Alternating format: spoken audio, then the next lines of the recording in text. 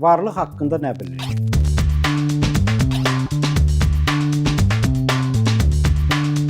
Varlığın izahının 3 növü var.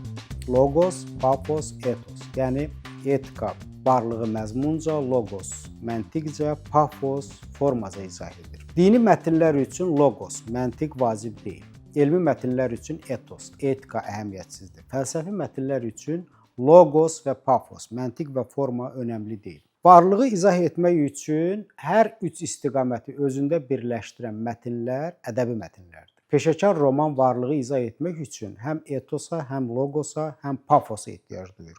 Yalnız sənətdə, ədəbiyyatda varlıq özünün şaqqalanmamış, yarımçıq olmayan mükəmməl izahı ilə göstərə bilmək şansına sahibdir. Heidegger deyirdi ki, varlıq var olanın varlığıdır.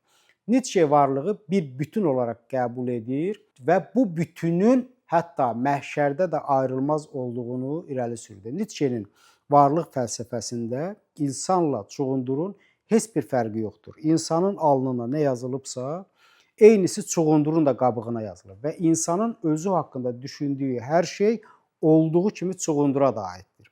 Dindən və fəlsəfədən fərqli olaraq sənət insanla yanaşı çuğundurun da söz haqqını tanıyır. Çuğundur yalnız sənətdə, ədəbiyyatda insanla bərabər hüquqlu mövqedən çıxış edə bilər.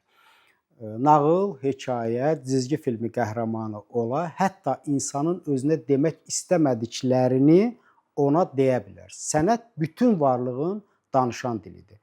Dində danışan yalnız Tanrıdır. Fəlsəfədə yalnız filosofun danışma haqqı var. Sənətdə isə bütün külli aləm danışır. Sənət vəhdəti vücudun dilidir. Din və fəlsəfə varlığı iki qütbə ayırır. Gerçək varlıq və ideal varlıq. Gerçək varlıq varlığın özüdür, ideal varlıq onun beynimizdə yaratdığımız alternativi, imitasiyası. Din və fəlsəfə bu iki varlıq qütbü arasında sərt, bəzən keçilməz sərhədlər qoyur. Sənət və ədəbiyyat isə biri gerçək, o biri utopik olan bu iki aləm arasında yollar, körpülər çəkir. Hətta bəzən bu aləmləri bir-biri ilə o qədər içsəlləşdirir ki, hansının gerçək, hansının ideal olduğunu anlamaq mümkünsüz olur.